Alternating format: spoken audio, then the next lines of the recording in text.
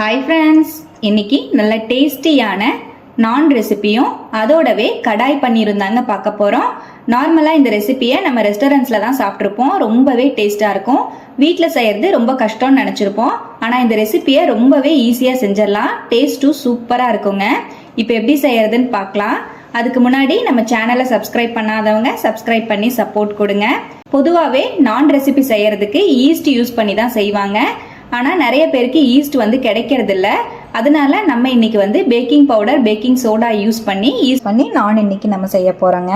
இப்போ எப்படி செய்யறதுன்னு பார்க்கலாம். நான் ரெடி பண்றதுக்காக 3 கப் போல மைதா மாவை பவுல்ல சேர்த்துக்கலாம். இதோடவே 1 டீஸ்பூன் அளவுக்கு உப்பு சேர்த்துக்கலாங்க. 2 டீஸ்பூன் போல சர்க்கரை சேர்த்துக்கலாம். 1 டீஸ்பூன் போல பேக்கிங் பவுடர், 1/2 டீஸ்பூன் போல பேக்கிங் சோடா யூஸ் பண்ணிக்கிறேன். உங்களுக்கு ஈஸ்ட் கிடைக்கிற மாதிரி இருந்தா பேக்கிங் பவுடர், பேக்கிங் சோடாக்கு பதிலாக நீங்க 1 டேபிள் ஸ்பூன் போல ஈஸ்ட் சேர்த்துக்கோங்க. இப்போ எல்லாத்தையும் சேர்த்து நல்லா மிக்ஸ் பண்ணி விட்டுடலாம். இப்போ பேக்கிங் சோடா, பேக்கிங் பவுடர் எல்லாத்தையும் சேர்த்து நல்லா மிக்ஸ் பண்ணி விட்டுட்டேன். இதோடவே 1/3 கப் அளவுக்கு தயிர் சேர்த்துக்கிறேங்க. அதுலயே காய்ச்சி ஆற வச்ச பால் ஆட் பண்ணிக்கலாம். தயிரும் பாலும் கண்டிப்பா சேர்த்துக்கோங்க, ஏன்னா டேஸ்ட் நல்லா இருக்கும். நம்ம இன்னைக்கு பாலும் தயிரும் சேர்த்து தான் ஃபுல்லாவே பிசைய போறோம். அதனால டேஸ்ட் ரொம்ப நல்லா இருக்கும். தண்ணி சேர்க்க போறது கிடையாது. உங்களுக்கு வேணும்னா நீங்க ஒரு 1/2 கப் போல தயிர் சேர்த்துட்டு மீதி இருக்கிறத தண்ணி சேர்த்து பிசைஞ்சுக்கலாம். நான் இன்னைக்கு ஃபுல்லாவே தயிரும் பாலும் மிக்ஸ் பண்ணி சேர்த்து நல்லா பிசைஞ்சுக்க போறேன். நான் மொத்தமா 1/2 கப் போல தயிரும் 1/2 கப் போல பாலும் சேர்த்து நல்லா பிசைஞ்சுக்கிறேன். இப்ப நல்லா இந்த மாதிரி பிசைஞ்சுக்கிட்டேங்க.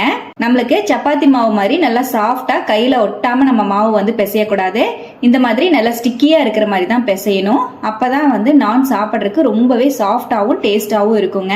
இப்ப மாவை எல்லாத்தையும் சேர்த்து நல்லா கலந்துட்டேன். நல்லா ஸ்டிக்கியா தான் இருக்கு. கையில நல்லா ஒட்டுற மாதிரி தான் இருக்கணும். இப்போ நல்லா பிசைஞ்சிட்டேன். இப்ப இது மேலேயே 1 டேபிள் ஸ்பூன் போல ஆயில் சேர்த்துக்கலாம். மாவு காயாம இருக்கும்.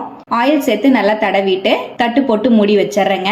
இப்ப மாவு ஒரு 1 மணி நேரத்துல இருந்து 2 மணி நேரம் போல நல்லா ஊறி வந்துச்சுன்னா உங்களுக்கு நான் நல்லா சாஃப்டா கிடைக்கும். இப்ப இது இருக்கட்டும். இப்ப நம்ம கடாய் பன்னீர் ரெடி பண்ணிக்கலாம். அதுக்காக அடுப்புல பேன் வச்சிருக்கேன். 1 டேபிள் ஸ்பூன் போல ஆயில் சேர்த்துக்கலாம். இதுலயே 3 பெரிய வெங்காயத்தை கட் பண்ணி வச்சிருக்கேங்க. 1 மீடியம் சைஸ் கேரட்டை கட் பண்ணி வச்சிருக்கேன், அதையும் சேர்த்துக்கிறேன். கேரட் ஆப்ஷனல் தான், உங்களுக்கு வேணும்னா சேர்த்துக்கோங்க. மைல்டான ஸ்வீட்னஸும் நல்ல கலரும் கிடைக்கும். அதுக்காக தான் கேரட் ஆட் பண்ணியிருக்கோம். டேஸ்ட்டும் நல்லா இருக்கும். வெங்காயம் நல்லா வதங்கி வந்துருச்சு. இந்த மாதிரி கண்ணாடி மாதிரி வதங்கினதுக்கு அப்புறம் இதோடவே 1 இன்ச் அளவுக்கு பட்டை, 4 கிராம்பு சேர்த்துக்கலாம். 2 ஏலக்காய் ஆட் பண்ணிக்கலாங்க. இதோடவே முந்திரி எடுத்து வச்சிருக்கேன். 10 முந்திரியை சேர்த்துக்குவோம். 10 முந்திரி பருப்பையும் சேர்த்துட்டு நல்லா கலந்து விட்டுருவோம். எல்லாத்தையும் சேர்த்து நல்லா கலந்து விட்டுட்டு இதோடவே 10 பல்லு பூண்டு சேர்த்துக்குவோம். 1 இன்ச் அளவுக்கு இஞ்சி ஆட் பண்ணிக்கலாம். இஞ்சி பூண்டு பேஸ்ட் இருந்தா நீங்க 1 டேபிள் ஸ்பூன் போல ஆட் பண்ணிக்கோங்க. இப்ப எல்லாத்தையும் சேர்த்து நல்லா வதக்கி விட்டுக்குவோம். இப்போ பூண்டு, வெங்காயம் எல்லாமே நல்லா வதங்கிருச்சு. இதோடவே 3 மீடியம் சைஸ் தக்காளி பழத்தை கட் பண்ணி வச்சிருக்கேன், அதையும் சேர்த்துக்கலாம். தக்காளியும் வெங்காயமும் ஈக்குவலா இருக்கிற மாதிரி பாத்துக்கோங்க. டேஸ்ட் நல்லா இருக்கும். இப்ப தக்காளி வெங்காயத்தை சேர்த்து நல்லா வதக்கி விட்டுட்டேன். இதோடவே ஒரு 1/4 கப் போல தண்ணி சேர்த்து மூடி போட்டு வச்சிருவோம். தக்காளி வெங்காயம் எல்லாம் நல்லா சாஃப்டா வெந்து வரட்டும். இப்போ ஒரு 5 நிமிஷம் போல அப்படியே மீடியம் ஃப்ளேம்லயே மூடி போட்டு வச்சிருந்தேங்க. நல்லா கலந்து விட்டுக்கலாம். இன்னும் கொஞ்சம் தண்ணி சுண்டி வரட்டும். மறுபடியும் மூடி போட்டு வச்சிருவோம். இப்போ நல்லா தண்ணி எல்லாம் ஓரளவுக்கு சுண்டிருச்சு. நம்ம தக்காளி, கேரட் எல்லாமே பாத்தீங்கன்னா நம்ம சேர்த்திருந்ததெல்லாம் நல்லா வெந்து வந்துருச்சு. இப்போ மிக்ஸி ஜாருக்கு மாத்திட்டு நல்லா நைஸா அரைச்சு எடுத்துக்கலாங்க. தண்ணி எதுவும் சேர்க்க வேண்டாம், நமக்கு தக்காளியில இருக்கிற தண்ணியே போதும். நல்லா நைஸா மட்டும் அரைச்சு எடுத்துக்கலாம். இப்போ நம்ம வதக்கின மசாலா அரைச்சு எடுத்துட்டு வந்துட்டேங்க. இந்த அளவுக்கு நல்ல கிரீமியான பேஸ்ட் மாதிரி நல்லா நைஸா அரைச்சு எடுத்துக்கோங்க. இப்போ அடுப்புல மண் சட்டி வச்சிருக்கேன். 1 டேபிள் ஸ்பூன் போல ஆயில் ஆட் பண்ணிக்கிறேங்க. இதுலயே 200 கிராம் அளவுக்கு பன்னீரை கியூப்ஸா கட் பண்ணி வச்சிருக்கேன், சேர்த்துக்கலாம். பன்னீரை சேர்த்துட்டு லைட்டா நிறம் மாதிரி வர அளவுக்கு நல்லா வறுத்து விட்டுக்கலாம். பன்னீரை சேர்த்து ஹை ஃப்ளேம்ல வச்சு 1 நிமிஷம் போல நல்லா வறுத்தீங்கன்னா, இப்ப 1 நிமிஷம் போல ஹை ஃப்ளேம்ல வச்சு பன்னீரை நல்லா வறுத்துட்டேன். நல்லா இந்த அளவுக்கு ரோஸ்ட் ஆனதுக்கு அப்புறம் வெளியே எடுத்துக்குவோம். இப்ப நம்ம பன்னீரை வெளியே எடுத்துக்கலாம். இப்போ அதே ஆயில்ல 1 பெரிய வெங்காயத்தை நல்லா கியூப்ஸா இந்த மாதிரி கட் பண்ணி வச்சிருக்கேன், அதை சேர்த்துக்கலாம். வெங்காயத்தையும் சேர்த்துட்டு நல்லா கண்ணாடி மாதிரி வதக்கி வர அளவுக்கு வதக்கி எடுத்துக்கலாங்க. இப்போ நல்லா வெங்காயமும் வதங்கிருச்சு. இதையும் வெளியே எடுத்துருவோம். இப்போ இதே ஆயில்ல ஒரு கேப்சிகமை கியூப்ஸா கட் பண்ணி வச்சிருக்கேங்க, அதையும் சேர்த்துக்கலாம். கேப்சிகமையும் சேர்த்துட்டு ஒரு நிமிஷம் போல நல்லா வதக்கி விட்டுக்கலாம். இப்போ ஒரு நிமிஷம் போல நல்லா வதக்கி விட்டுட்டேன். கேப்சிகமும் நல்லா எண்ணெயில வதங்கிடுச்சுங்க. இதையும் வெளியே எடுத்துருவோம். இப்போ அதே சட்டியில ஒரு டீஸ்பூன் போல ஆயில் சேர்த்துட்டு ஒரு டீஸ்பூன் போல பட்டர் சேர்த்துக்கலாம். இதுலயே ஒரு டீஸ்பூன் அளவுக்கு ஜீரகம் சேர்த்துக்கலாம். ஜீரகம் சேர்ந்து நல்லா பொரிஞ்ச உடனே இதுலயே நம்ம அரைச்சு வச்சிருக்கிற மசாலா வந்து சேர்த்துக்கலாங்க. அரைச்ச மசாலையும் சேர்த்து ஒரு நிமிஷம் போல நல்லா கலந்து விட்டுருவோம். நல்லா கலந்து விட்டுட்டு இதுலயே ஒரு டீஸ்பூன் போல மல்லிப்பொடி, ஒரு டீஸ்பூன் போல மிளகாய் பொடி சேர்த்துக்கலாம். உங்க காரத்துக்கு தகுந்த மாதிரி நீங்க மிளகாத்தூள் வந்து ஆட் பண்ணிக்கோங்க. ஒரு டீஸ்பூன் போல கரம் மசால் தூள் சேர்த்துக்கலாம். பொடியெல்லாம் சேர்த்துட்டு நல்லா கலந்து விட்டுருவோம். பொடி சேர்த்து நல்லா கலந்து விட்டுட்டு ஒரு 2 நிமிஷம் அப்படியே மீடியம் ஃப்ளேம்லயே வச்சிருவோம். நல்லா ஆயில் எல்லாம் செப்பரேட் ஆயிட்டு லைட்டா வந்து வெளியே வரும். இப்ப பாருங்க, ஒரு 2 நிமிஷம் போல விட்டுருந்தேன். நல்லா ஆயில் எல்லாம் செப்பரேட் ஆயிட்டு அப்படியே நம்ம கிரேவி வந்து நல்லா ரெடி ஆயிட்டு இருக்கு. இப்ப இதுலயே நம்ம தேவையான அளவுக்கு தண்ணி சேர்த்துக்குவோம். மிக்ஸி ஜாரை அலசி நான் 1 கப் போல தண்ணி வந்து சேர்த்துக்கிறேன். தண்ணி சேர்த்து நல்லா கலந்து விட்டுறலாம். தேவையான அளவுக்கு உப்பு சேர்த்துக்கலாங்க. 1 டேபிள் ஸ்பூன் போல கல்லுப்பு சேர்த்துக்கிறேன். உப்பு சேர்த்து நல்லா கலந்து விட்டுட்டு இதோடவே நம்ம வதக்கி வச்சிருக்கிற வெங்காயம் கேப்சிகமை ஆட் பண்ணிட்டு நல்லா கலந்து விட்டுட்டு பன்னீரையும் சேர்த்துக்கலாம். பன்னீரையும் சேர்த்துட்டு நல்லா வந்து கலந்து விட்டுருவோம். இப்போ பன்னீரையும் சேர்த்து நல்லா கலந்துட்டேங்க. மீடியம் ஃப்ளேம்ல ஒரு 2 நிமிஷம் போல அப்படியே மூடி போட்டு வச்சிருவோம். அவ்வளவுதான், நம்மளோட கடாய் பன்னீர் ரெடி ஆயிடுச்சுங்க.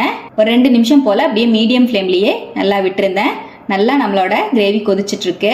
ஆயில் எல்லாம் செப்பரேட் ஆயிட்டு நல்லா சூப்பரா ரெடி ஆயாச்சு. கொஞ்சமா மல்லித்தலை தூவிக்கலாம். ஒரு டேபிள் ஸ்பூன் போல கஸ்தூரி மெத்தி சேர்த்துக்கலாங்க. கஸ்தூரி மெத்தி கண்டிப்பா சேர்த்துக்கோங்க, அப்பதான் டேஸ்ட் ரொம்பவே நல்லா இருக்கும். இப்ப எல்லாத்தையும் சேர்த்து நல்லா கலந்து விட்டுருவோம். அவ்வளவுதான், நம்மளோட டேஸ்டியான கடாய் பன்னீர் ரெடி ஆயிடுச்சு. இப்போ நம்ம நான் வந்து ரெடி பண்ணிக்கலாங்க. நான் ஒரு 2 மணி நேரம் போல நம்ம மாவு வந்து நல்லா ஊற வச்சிருந்தேன். நல்லா ஊறி வந்திருக்கு. இன்னுமே நல்லா ஸ்டிக்கியா தான் இருக்கு.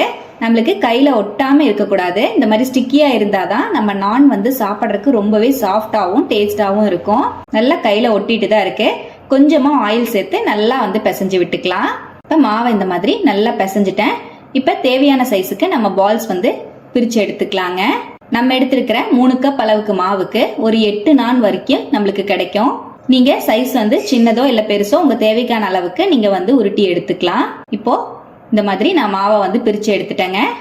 ஒரு 8 நான் பக்கம் நான் வந்து எடுத்து வச்சிருக்கேன். இப்ப நம்ம நான் வந்து திரட்டி விட்டுக்கலாம். ஒரு உருண்டையை மட்டும் நம்ம வெளியே எடுத்துட்டு நம்ம சப்பாத்திக்கு எப்படி மாவு வந்து திரட்டுவோமோ அதே போலதான் நீல வாக்குல நம்ம திரட்டிக்கலாம். மாவை நல்லா டஸ்ட் பண்ணி விட்டுட்டு இந்த மாதிரி திரட்டி எடுத்துக்கலாம். நல்லா ஒட்டிட்டு தான் இருக்கும், உங்களுக்கு ஸ்டிக்கியா தான் இருக்கும். நீங்க வந்து திரட்டும் போதே அந்த கட்டையில லைட்டா ஒட்டுற மாதிரி தான் இருக்கும். நல்லா வரமாவை தூவி தூவி இந்த மாதிரி இழுத்து விட்டுக்கோங்க. நம்ம சப்பாத்திக்கு திரட்டுற மாதிரி ரவுண்டா திரட்டாம நல்லா நீல வாக்குல திரட்டிக்கலாம். அவ்வளவுதான், இந்த மாதிரி நல்லா திரட்டிட்டேன். இப்ப நல்லா ஹை ஃப்ளேம்ல இருக்கிற தோசைக்கல்ல நம்ம சுட்டு எடுத்துக்கலாங்க. ஓவன் இருந்தா ஓவன்லயும் நீங்க ஹை டெம்பரேச்சர்ல ஒரு 10 நிமிஷம் போல வச்சு எடுத்துக்கலாம். நான் இன்னைக்கு தோசைக்கல்ல தான் நான் வந்து சுட்டு எடுக்க போறேன். தோசைக்கல்ல நல்லா ஹை ஃப்ளேம்ல நல்லா சூடுபடுத்திட்டு நம்ம வந்து போட்டுக்கலாம். இப்போ நம்ம நானை தோசைக்கல்ல போட்டேங்க. நல்லா சுட்டு எடுத்துக்கலாம். உங்களுக்கு போட்டோன்னே அப்படியே அழகா பபிள்ஸ் பபிள்ஸா மேல வர ஆரம்பிக்கும். ஒரு 2 செகண்ட்லயே நல்லா இந்த மாதிரி பபிள்ஸ் வர ஆரம்பிச்சிருச்சு. நம்மளோட நான் வந்து ரெடியாக ஆரம்பிச்சிருச்சுங்க. ஒரு சைடு நல்லா வெந்ததுக்கு அப்புறமா திருப்பி போட்டுக்கலாம். நல்லா ஹை ஃப்ளேம்ல குக் பண்ணி எடுத்துக்கோங்க. இந்த மாதிரி 2 சைடும் போட்டு திருப்பி விட்டுட்டு இந்த மாதிரி டைரக்டா ஸ்டவ்ல போட்டு நம்ம வந்து போட்டு எடுத்துக்கலாம்.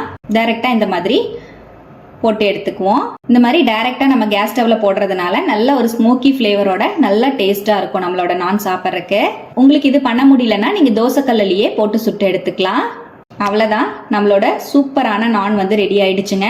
இப்போ நான் நல்லா ரெடி ஆனதுக்கு அப்புறம் வெளியே எடுத்துட்டு பட்டரை வந்து தடவி விட்டுக்கலாம். நான் ஒரு டேபிள் ஸ்பூன் பட்டர்ல 2 பூண்டை துருவி சேர்த்துட்டு பட்டரை நல்லா மெல்ட் பண்ணி வச்சிருக்கேன். அதை வந்து நம்ம தடவி விட்டுக்கலாம்.